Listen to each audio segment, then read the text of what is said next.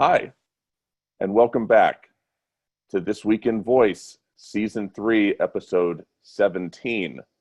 Today is March 28th, 2019. My name is Bradley Metrock. I'm CEO of a company called Score Publishing based in Nashville, Tennessee. Our sponsor for this episode of This Week in Voice is Magic & Company, a premier agency that has helped many top brands find their voice. A diamond sponsor of the 2019 Alexa Conference, Magic & Company's Ben Fisher spoke on the necessity of marketers thinking about how best to represent their organizations in this new voice-first era. We recommend Magic & Company for any company looking to create a voice experience or brand extension within these nascent IoT ecosystems. You've heard me talk about them before. They do great work. If you're looking for someone, hit them up. You'll be glad that you did.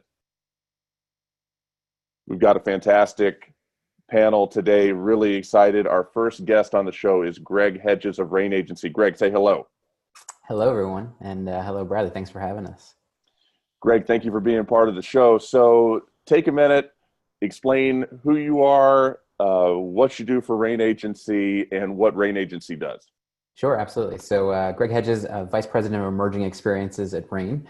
I've been at Rain for the last 9 years, I guess, almost at this point, but in digital marketing for the last 19.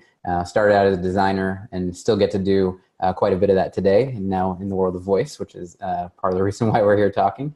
To give you a little background on Rain, we sit at the intersection of marketing and technology. So we have been, in more recent times, repositioned ourselves and have a focus on voice. So we, in 2015, created one of the first branded skills for Alexa when that Amazon opened that up for everyone to begin to enter into this world and kind of democratize the world of voice for us.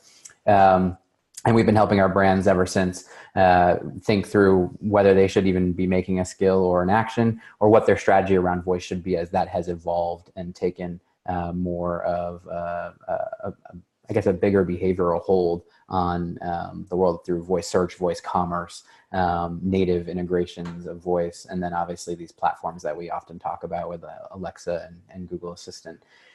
Internally, we are structured as a full service organization. So we have creative strategy and engineering in-house. So we kind of aren't one of those places which you can often find where you can go and they can tell you what to make, but they can't make it. Or they propose things that might be too wild to actually be created.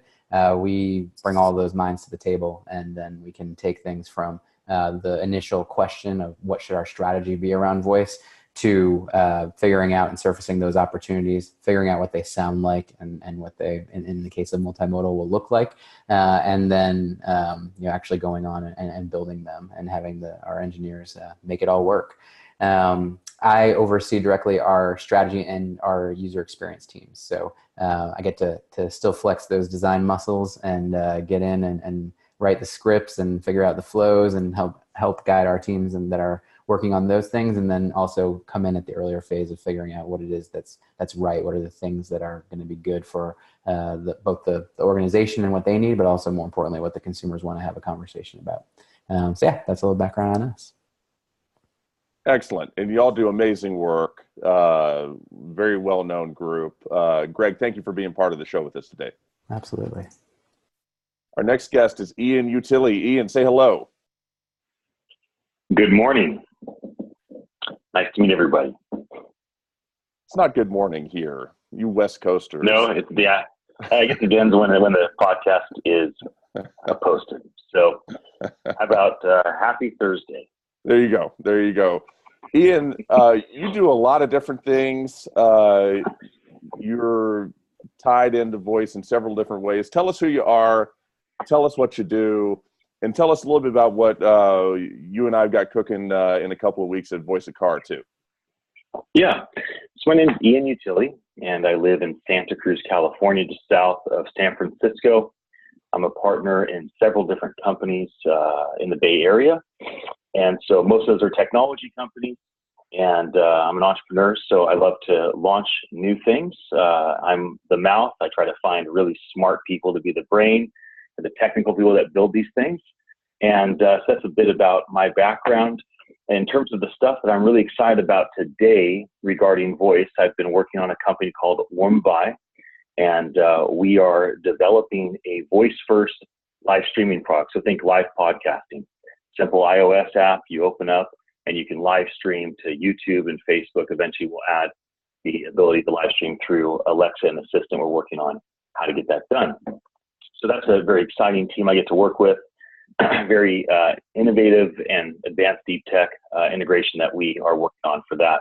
And then Bradley, you and I, we are getting ready for the Voice of the Car Summit being hosted by my friends at the NASDAQ Entrepreneurial Center in San Francisco. That's Tuesday, April 9th. It's an all-day event, and that's going to be a wonderful time. Amazing speakers that are there coming to share, and we have live streaming all day, part from the stage and part just kind of fireside chats.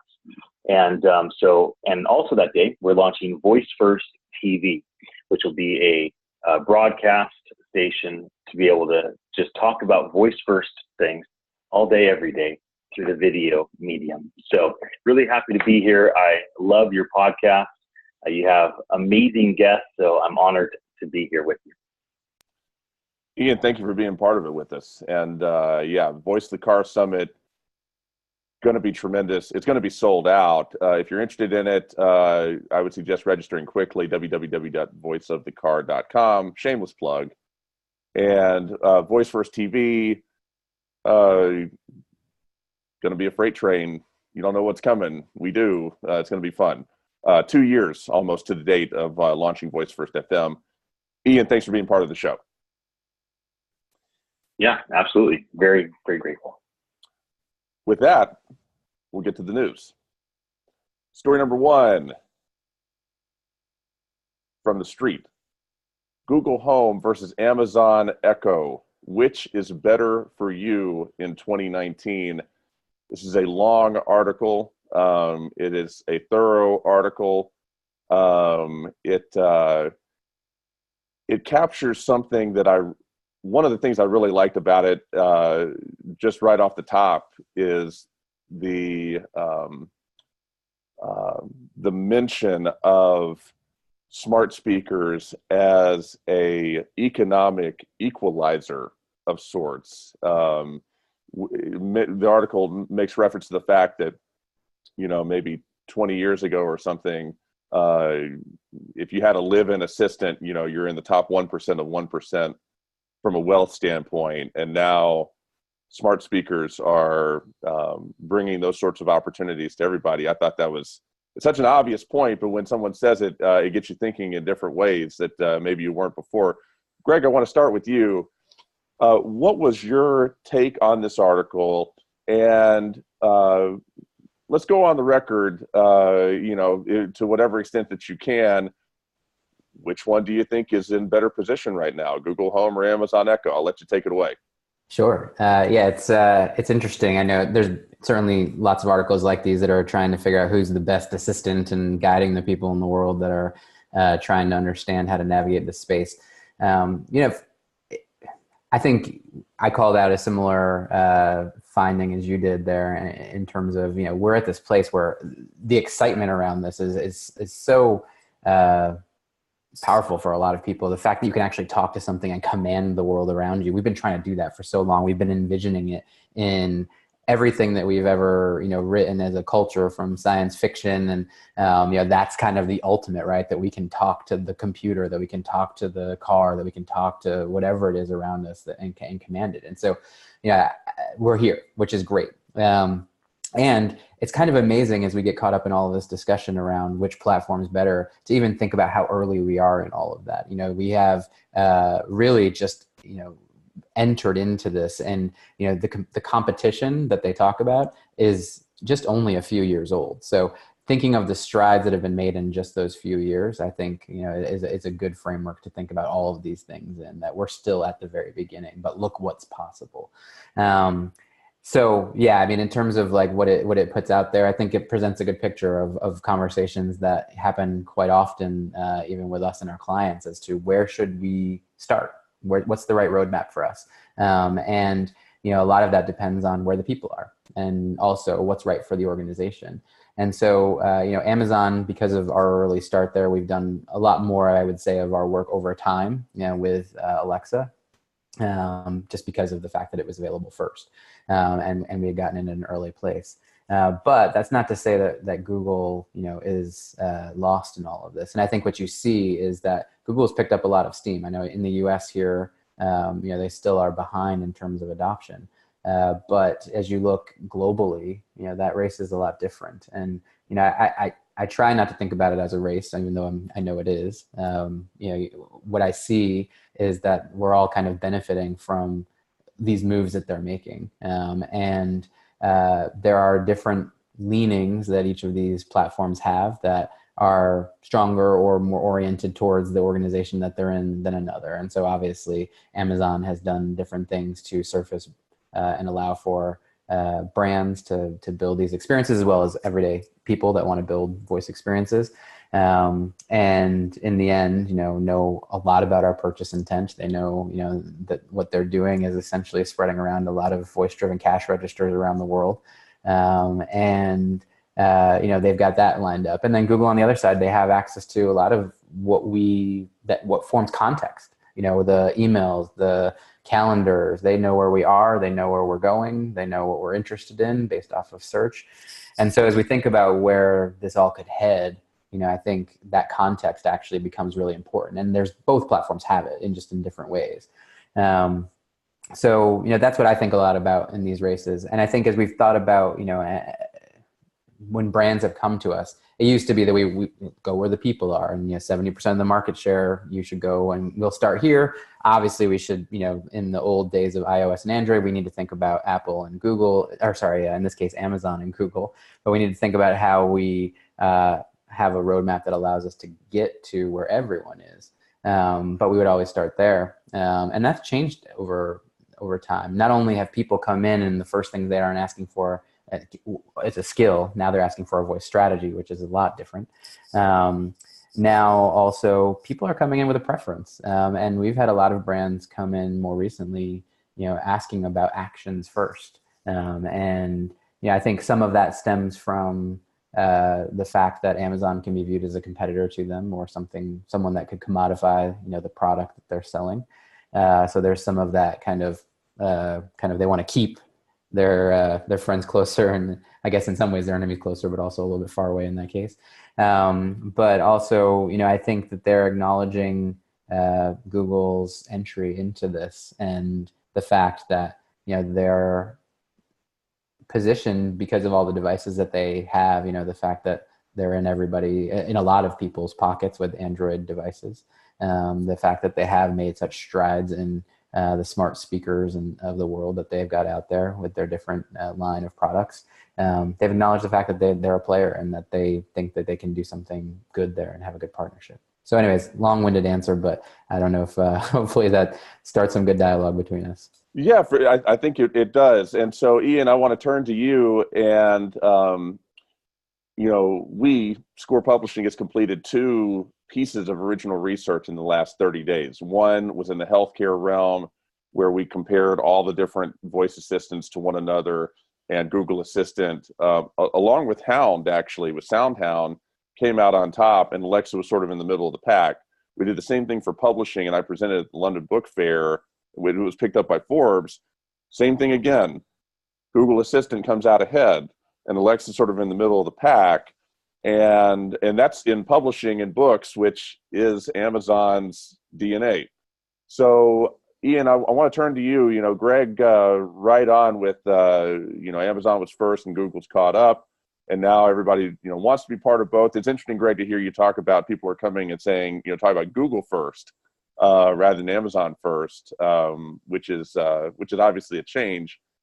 Ian, do you agree with that perception that it's sort of, you got to have both, but maybe it's Google that's got maybe slightly more momentum? Or do you think that, Amazon is still as easily in control? How do you view this article and this whole framework?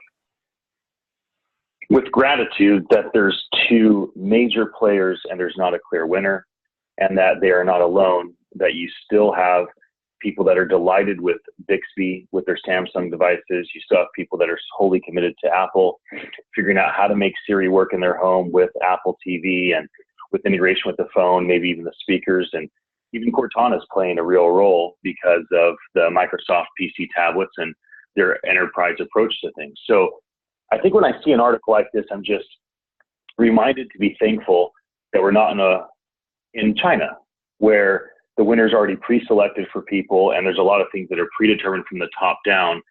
Articles like this reflect that we're in a culture where a lot of decisions are made from the people, that people make these types of decisions, and that there's not a clear winner.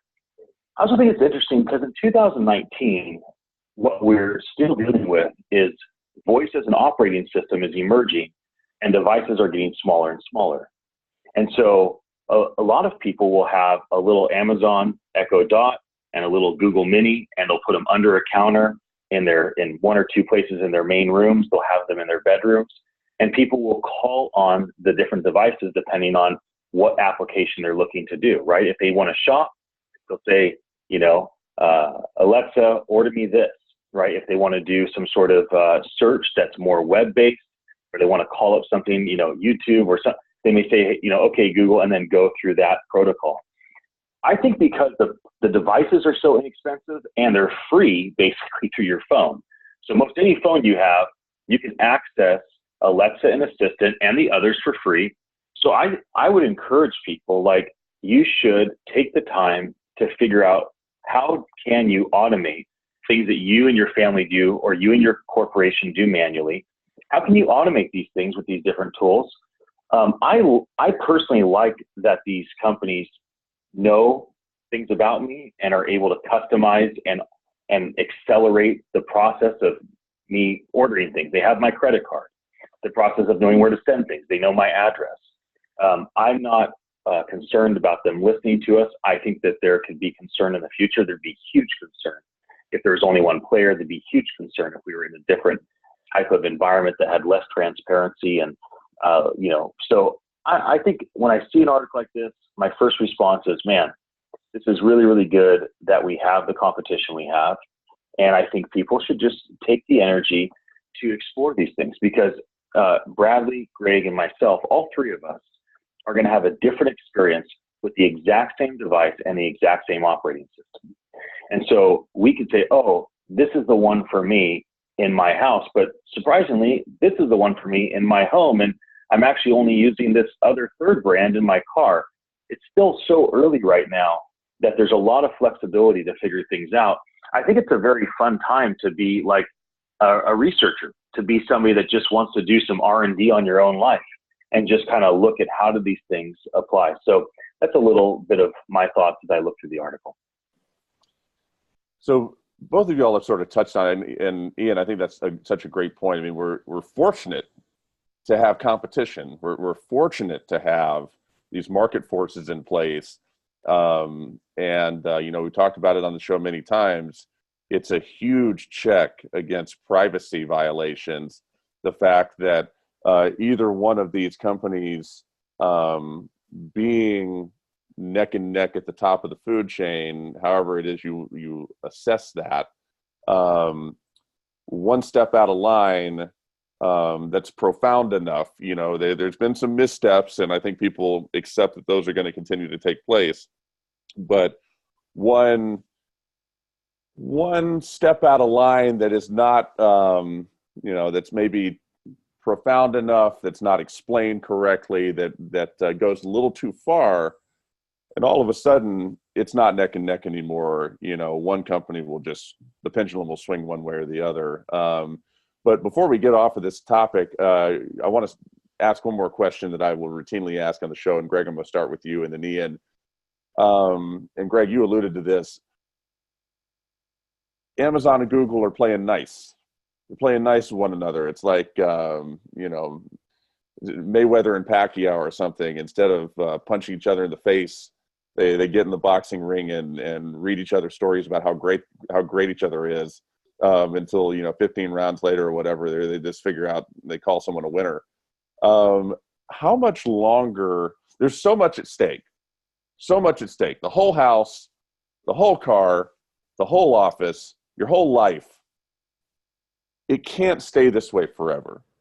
They're going to have to directly engage. And so from Rain Agency's perspective, I'm just curious when you think that shift may occur to where we go from random skirmishes like Google pulling YouTube off of the Echo Show and that whole flap to just full on, get the hell out of here. It's time to scrap with each other. When are we going to see that shift, if ever?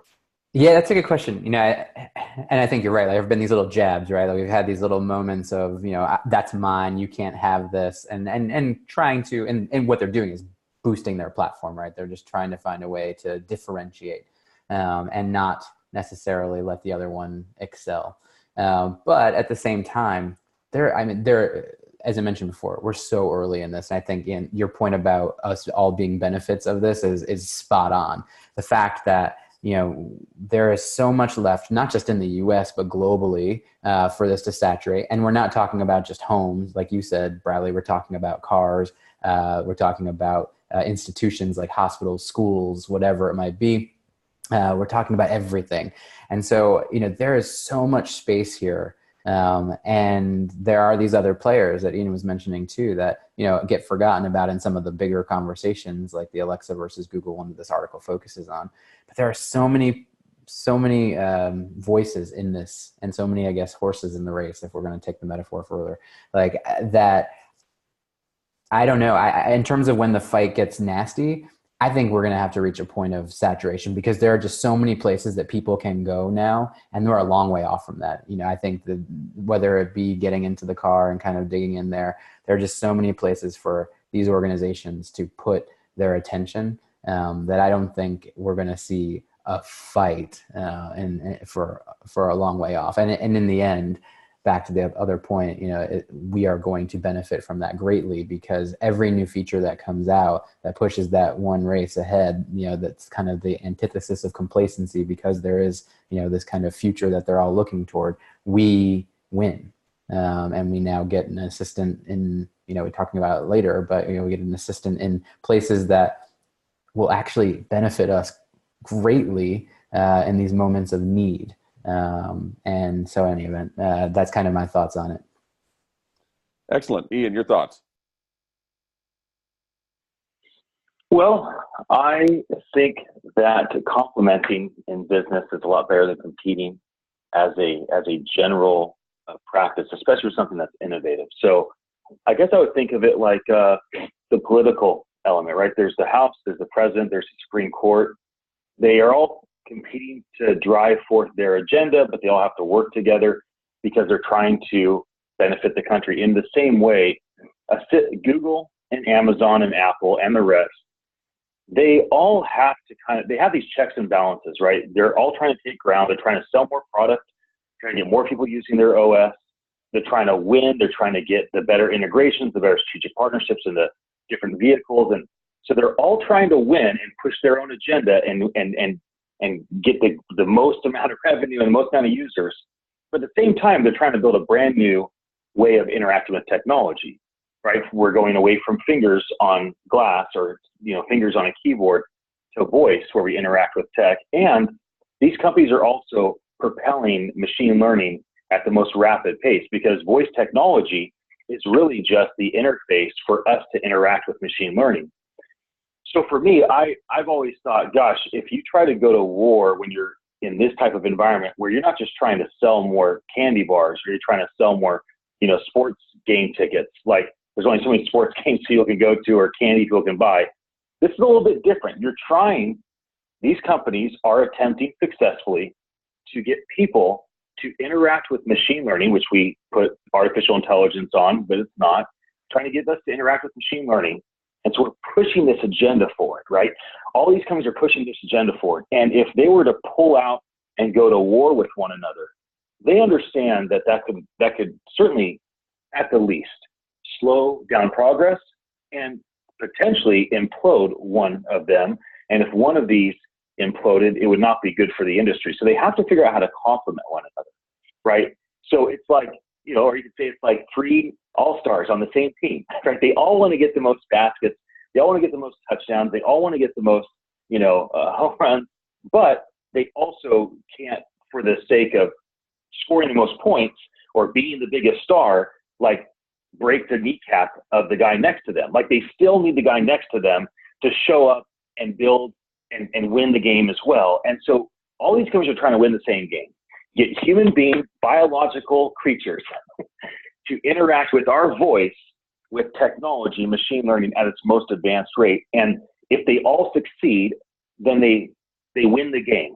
So I think complementing each other and coordinating with each other and trying to play nice, especially publicly, and trying to have, like a semblance of peace and progress is much better than trying to go to war with each other. But if one of them decided to go full on war and do some very aggressive things, it would be interesting to see how the market responds, because people, the consumers will also respond differently if a company is a company with a war mentality than if they're a company with a building mentality. So that's a bit of my thoughts on it. And I'm sorry, I want to go back a step. Did you cite the U.S. government as a good example of collaboration? Is that? No, it is. This is why it's a good example. This is why it's a good example, because the internal rage that they have toward their agenda and against another agenda, and wanting to win and wanting to like have their people be happy with them and keep getting elected. That's the same level of passion that these executives have at these companies. We want people using our system. We want the most users. We want the most revenue. We want everybody else to die. But now, of course, that's a reality, just like it is in politics. But still, all these political systems are there checking and balancing each other, and they ultimately have to still figure out how to work in peace for the good of the government. I'm not saying they do a great job, but that's what they need to do long term. And in the same way, businesses have to figure out how to play nice in the same game, so that even though they have a very stark agenda that is, I want to do the most revenue, have the most users, have the best experience, delight the most people, and I want them to fail, you still have to figure out how to play nice. And even though the government doesn't do a great job of it, especially with, kind of the way that things are bent today with the media and the way things are explained to people, so we may have like a view like, oh, they don't work together at all. Well, they do. And it's just not always pretty, and it won't always be pretty in the voice industry. There will be times. I'm just asking the question. Yeah. I'm just asking. I think it's funny. Sure. I know. That's why I went. That's why I went to sports. I'm like, I probably should go to sports. No, you mentioned the Warrior. Yeah, you mentioned the Warriors. I want to hear about that even less. So.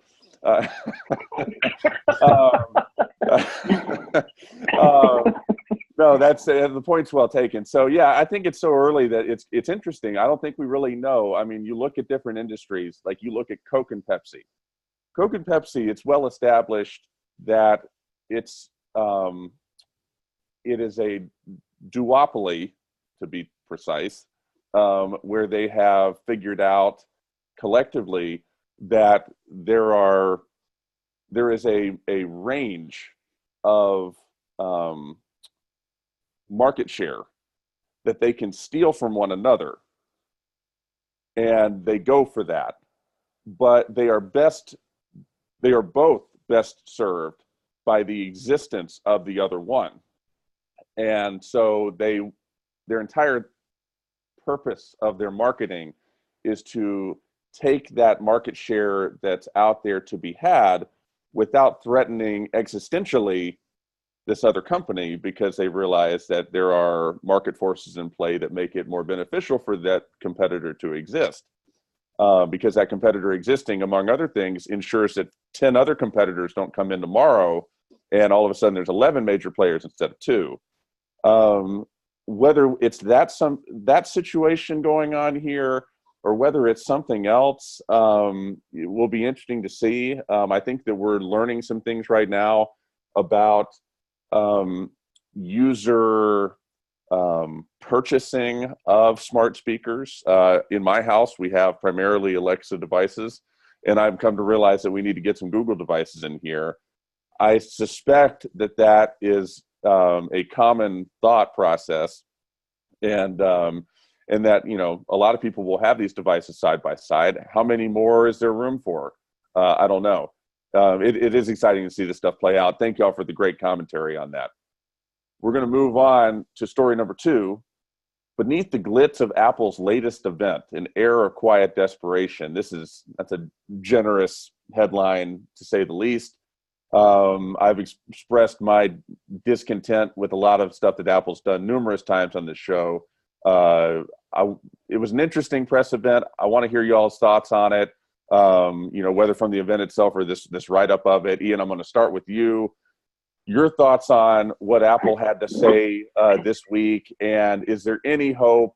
What is Apple's prognosis in the voice realm? Well, I love Apple's products. They're certainly, they've created great experiences for people, except for voice.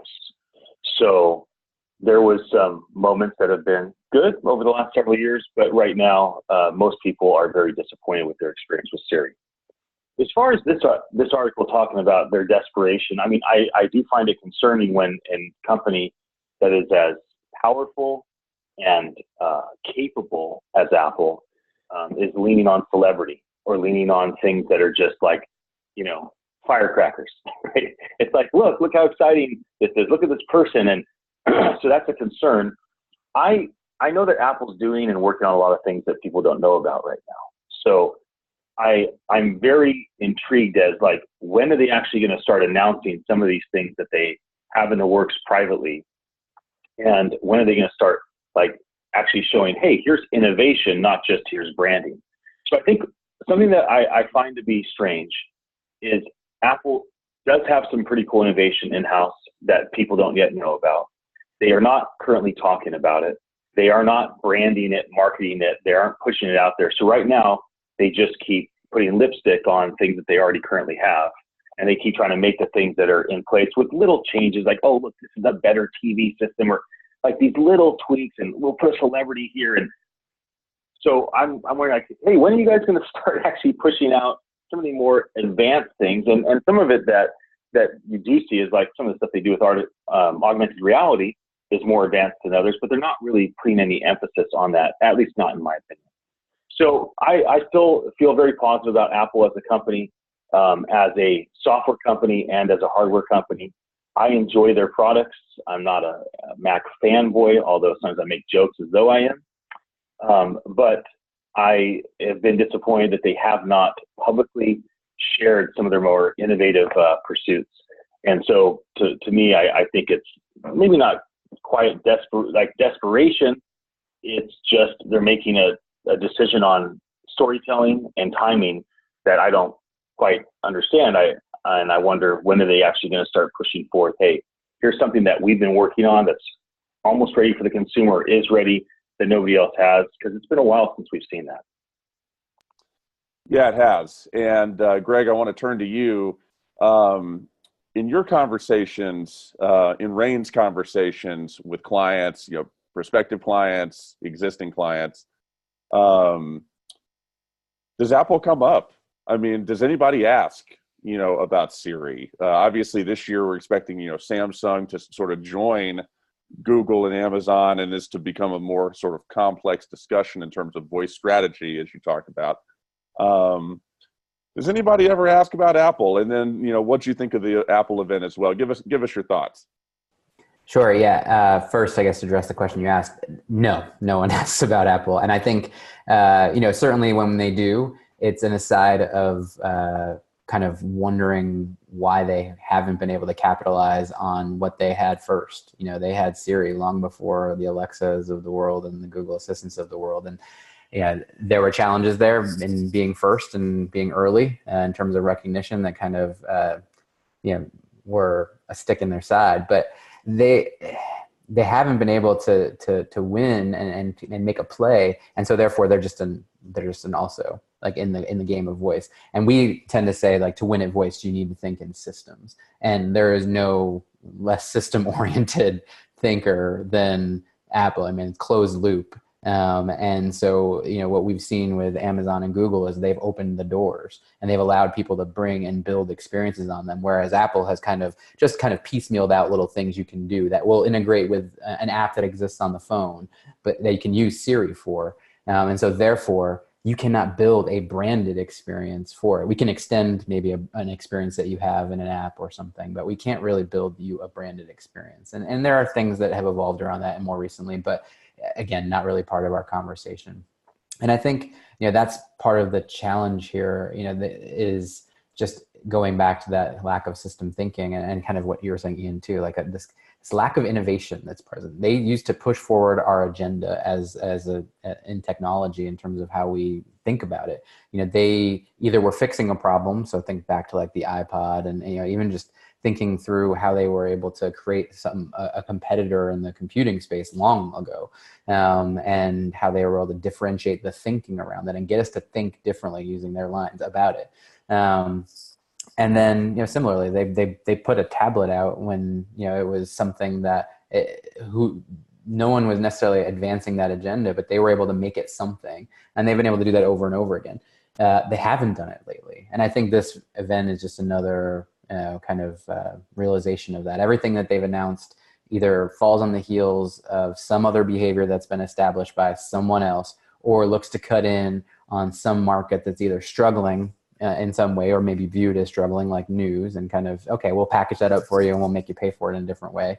Or that they already play in, and I think that's, the challenge of this and why it fell flat.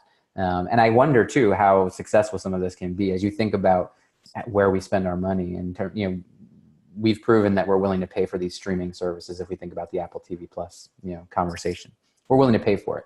But there are the Netflixes and the Hulus of the world. And then people are willing to kind of pay for the streaming services for cable channels, so they can get access to using Sling or PlayStation TV or YouTube TV or any of these other players that have come up. And then you've got the extras, the ESPN Pluses, now soon to be the Disney Pluses of the world, the Apple TV Plus. So what is it about this that's going to make us spend the extra money? And they're betting it's going to be programming, right? They're betting it's going to be these stars and these, celebrities and these TV shows that and movies or whatever it is that they bring out on it.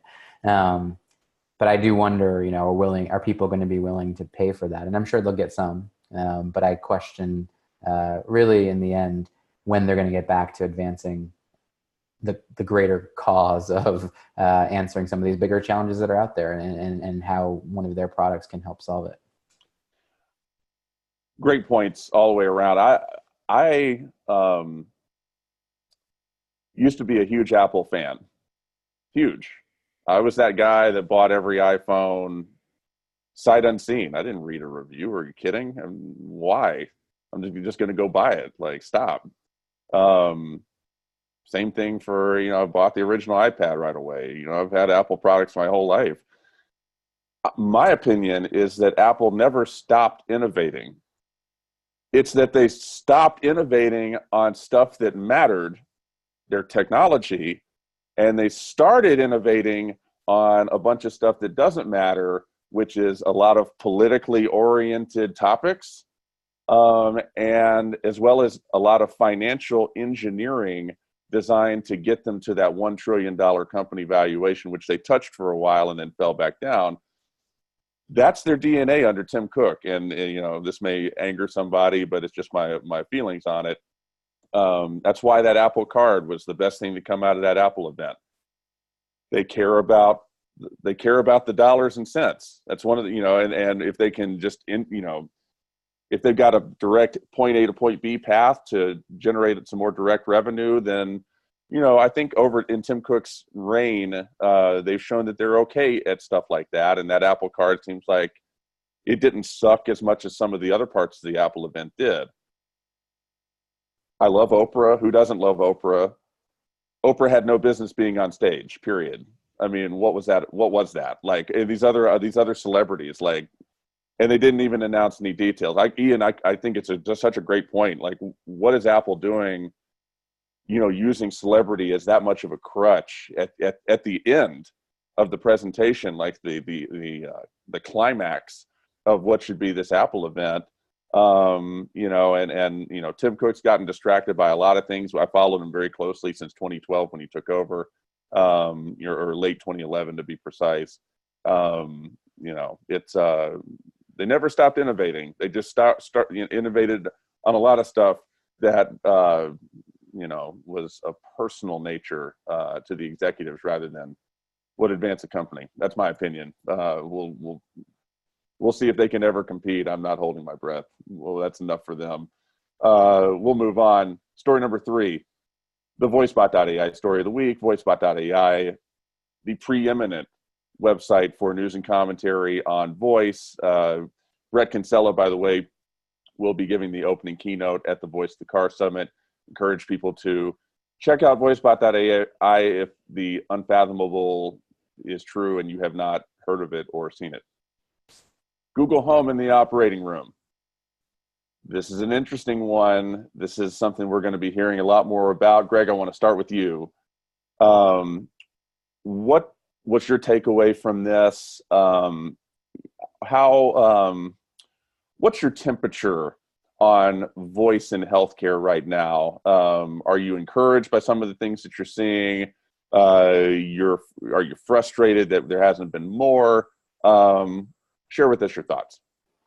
Sure. Yeah. I mean, the story was great because it's the second I touched my first voice experience design, I thought, of all the possibilities, and healthcare is one of the ones that comes to mind first. As you think about the affordances of voice and kind of what it allows us to do, obviously the car. So, in the summit we'll have some great conversations about that.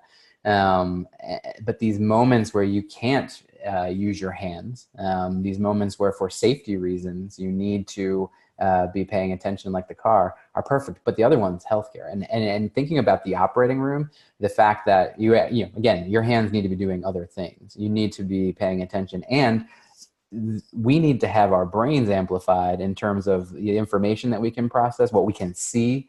And so what better place for this to happen? I think, it just makes a lot of sense. And I think what's great about it is that it just brings another set of eyes, ears, and hands into the toolkit that can help people. And it just shows the benefits of even further of a voice first and voice driven society. So great things there. As far as like healthcare goes and kind of the position on it, again, I'm very bullish on healthcare and voice. And I think that there is a ton of opportunity there. I think the challenge is because of, rightfully so, there are regulations that are meant to, keep our privacy private. Like there are a lot of questions about how to best approach it. And we've worked with some organizations, we worked with Pfizer, and it was a very light, touch in terms of a flash briefing.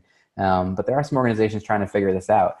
But I think that there are so many benefits, and there's so many sides of it too, right? Like there's the physician side of it. How can we amplify and optimize the role of the physician through voice? And then there's the other side of it, on the patient side of it. How can we provide these tools for patients to better their lives? So a lot of the work that we've done right now has been in more of like the wellness space, because that's easier to touch and there's less of the regulatory hurdles in the way.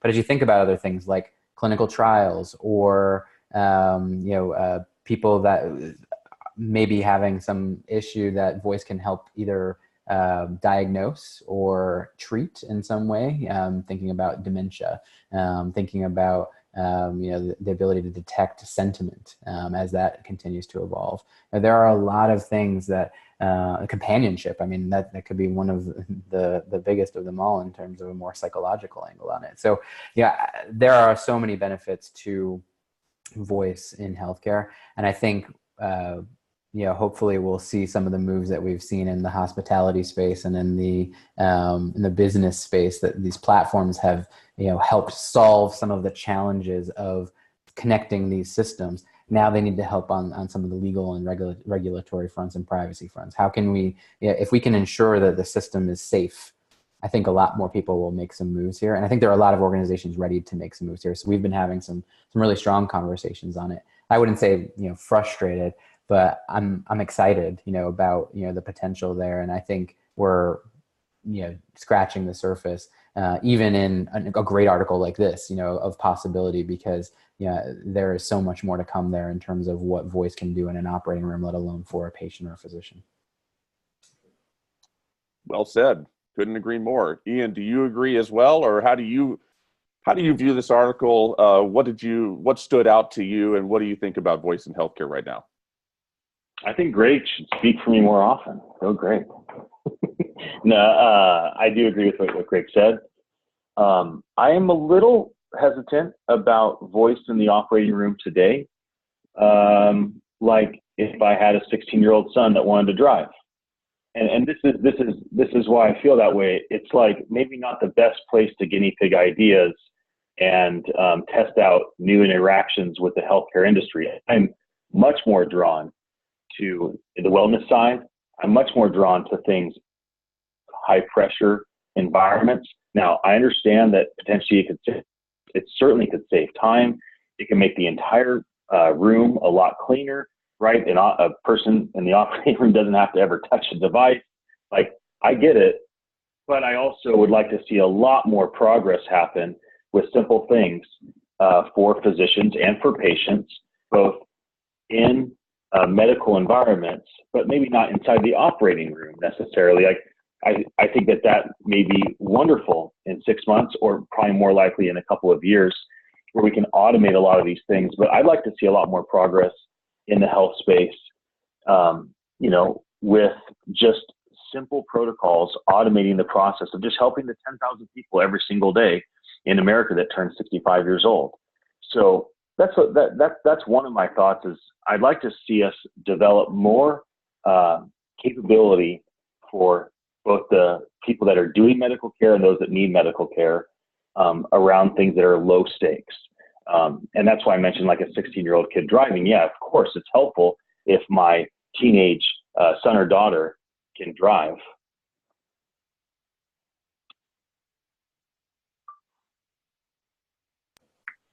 I think we lost Ian there. Yeah, well, my voice is still here. I'll be back on video in just a moment. Okay. So it's I know when my computer shut down for some reason. So it's Apple's fault. So it's helpful they were if my listening. 16. They were listening to the previous conversation. They didn't approve it. Keep going. I wasn't kind enough. It's helpful if my 16-year-old could drive, because I no longer have to drive them around. So of course it's a huge win. But it's also not necessarily the safest decision makers, So that's why I brought that up as a reference. Your point's well taken, and both great points. Interestingly, in addition to some of the experimentation that's gone on in the ER, there's also been experimentation, and it's going on right now in ambulances. So you talk about, wanting to see voice sort of evolve and get iterated upon in lower pressure contexts.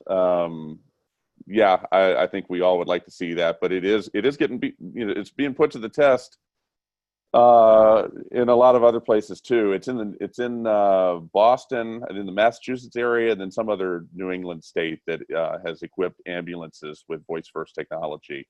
Primarily as a means to get rid of reduce, if not eliminate record keeping, but also there's some instructions that people can get over the voice system in the heat of the moment. That'll be interesting to watch, and that's something we are watching as we put together the Voice of Healthcare Summit.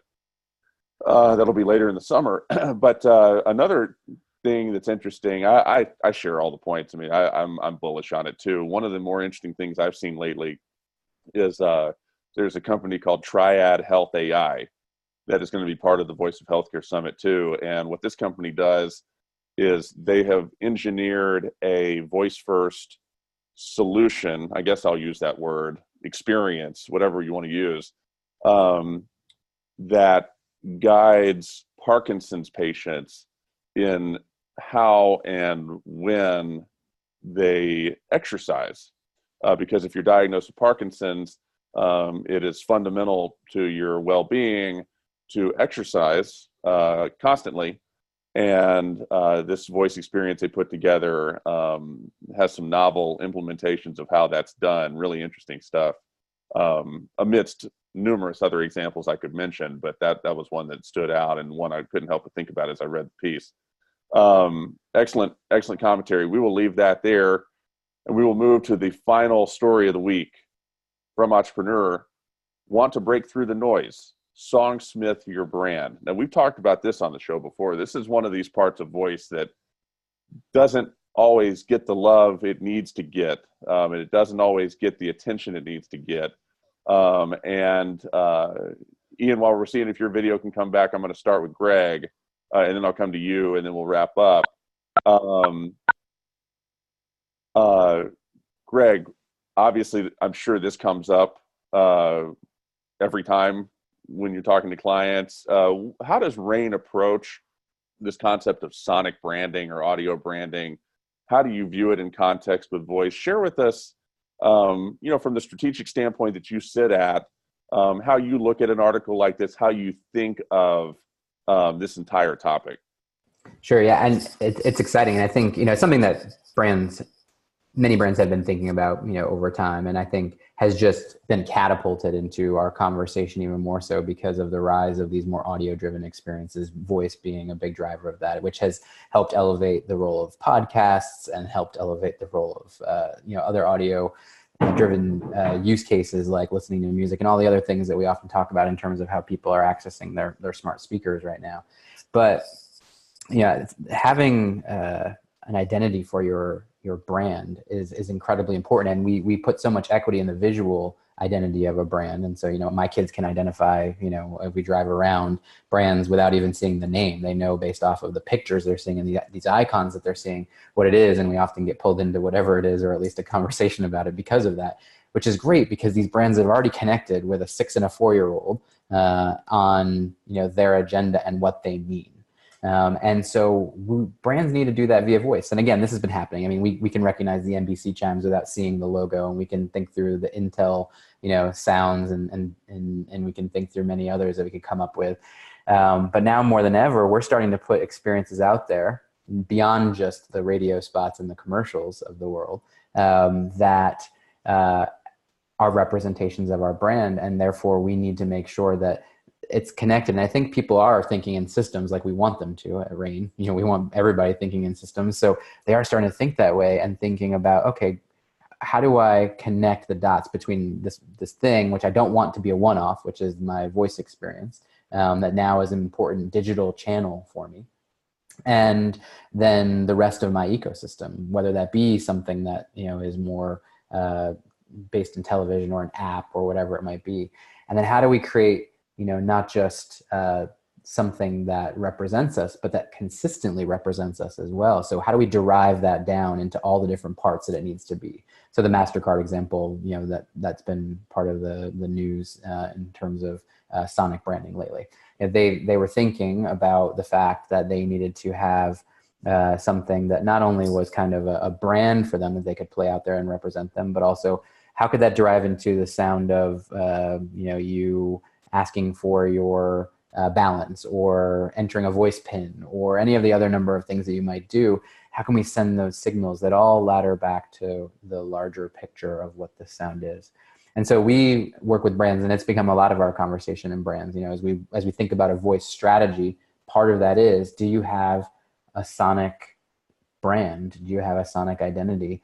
And then we partner with some organizations that will allow that to happen. And we have some great partners, like Man-Made Music is one of them that we've worked with in the past. And we've had some conversations in the past with a company called Audio UX. And so there are these organizations out there that are, focused on this and that are helping brands not only think about, what it is that they should sound like in this one instance, but the bigger picture of it. And sound's been a big part of what we do. We've been integrating it more and more. We have some Alexa and experiences in Google as well that are solely audio driven. We kind of banish the platform assistant. And then we have others where sound plays a role just from a kind of an experiential standpoint where it helps enhance the experience. So more and more we are looking to brands and looking to create for brands a soundscape that helps support the experiences we're building.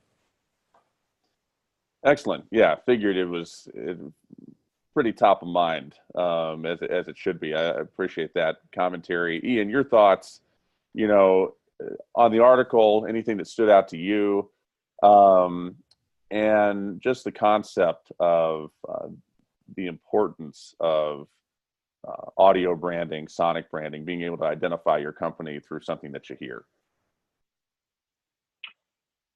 Well, I believe strongly in the importance of sonic branding today.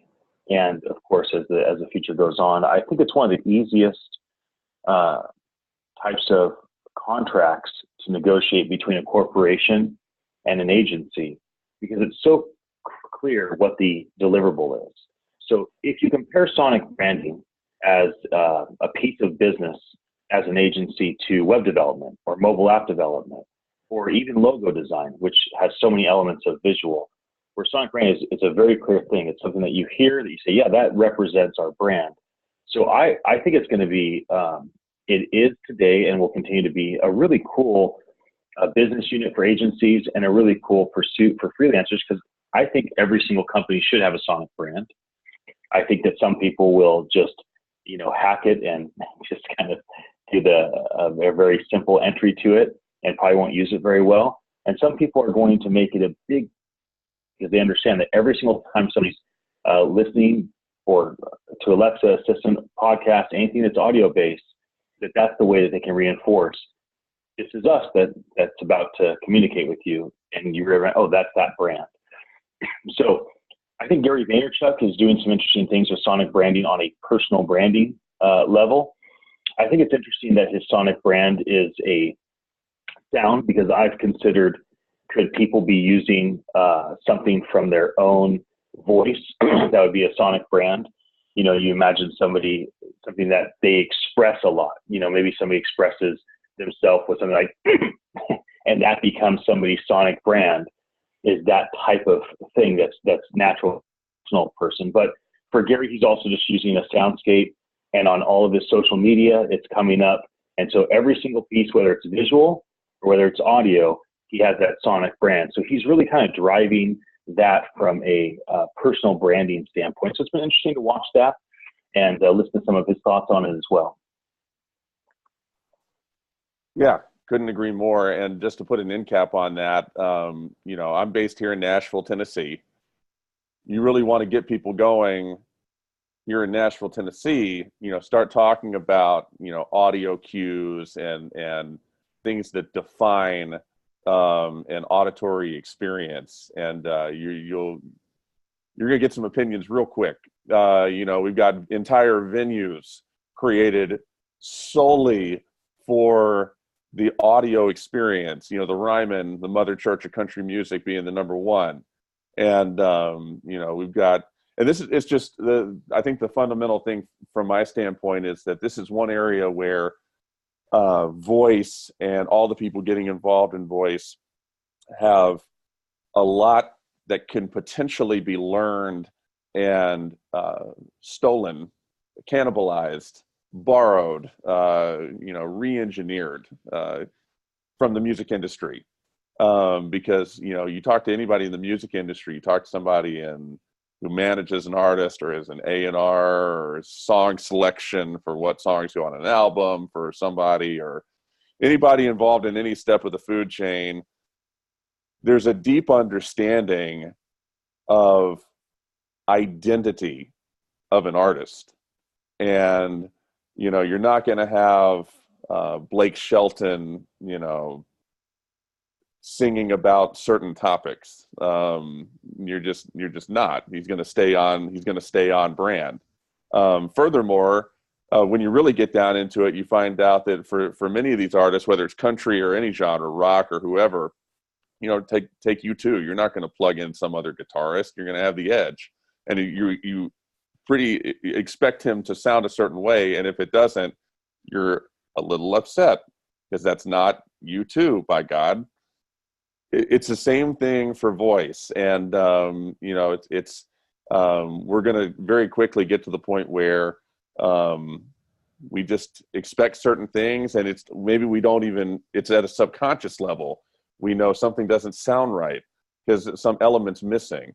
And if the company isn't on top of that, that's creating the voice experience, then, at best, they're not optimizing the way that they're spending money and their strategy. At worst, they're just blowing a hole in their foot, and they should just stop whatever they're doing. So it's exciting, and I think there's a lot of different interesting parallels to draw with other industries. Music is the one I choose simply based on where I'm at.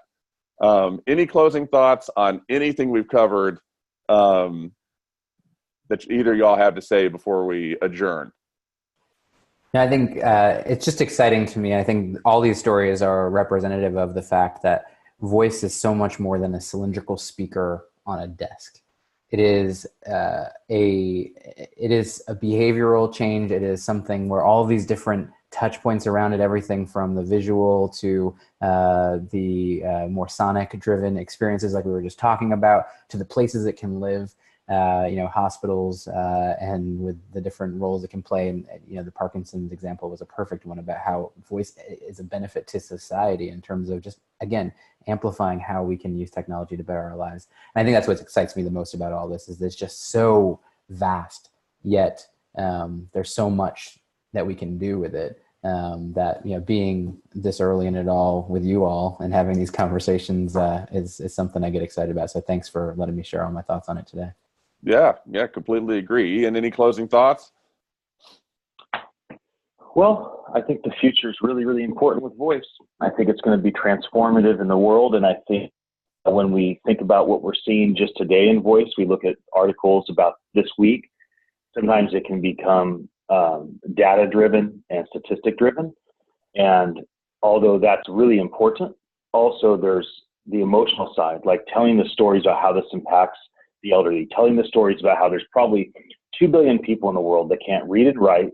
And as soon as they get access to voice devices in the next several years, they'll be a productive member of the global society for the first time ever. You see, that type of narrative is what gets a high school kid or a college kid to say, I'm going to dedicate my life to voice as an operating system.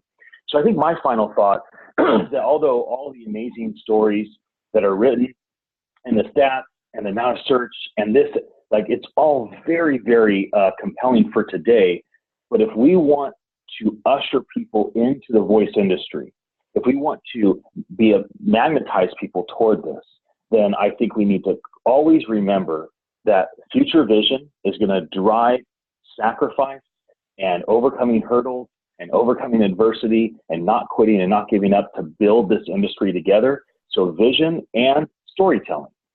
Telling the stories that are emotional, trying to tap into something that actually touches your heart and says, this is worth my energy. I want to pour my time, my career into this because it's not just that there's money to be made or this is an industry that will, allow me to be successful and early into a thing, but wow, this is really good for humanity. So I'm all in on voice. I think voice is probably the most important tech we'll ever have for human beings. It'll be delightful to use. Voice technology will actually understand us better than other people do. We will understand voice tech when it speaks back to us better than we understand people eventually. This is going to be a very, very wonderful experience that will automate a lot of our life and allow us to be incredibly productive. So I love voice. I'm all in. It's really wonderful to be here with both of you and to have a chance to share some of my thoughts. And again, summary of my closing thoughts: tell stories that are emotional, that move people's heart, and think a lot about the future, because that will drive you, your team, your peers, your collaborators, and everybody else in the industry toward achieving these goals together. Greg and Ian, thank you both very much for being part of the show. Greatly appreciate you taking the time, share your experience, share your expertise. Thank you. For this week in Voice, Season 3, Episode 17. Thank you for listening. Thank you for watching, if you're watching on YouTube or soon to be Voice First TV. Until next time.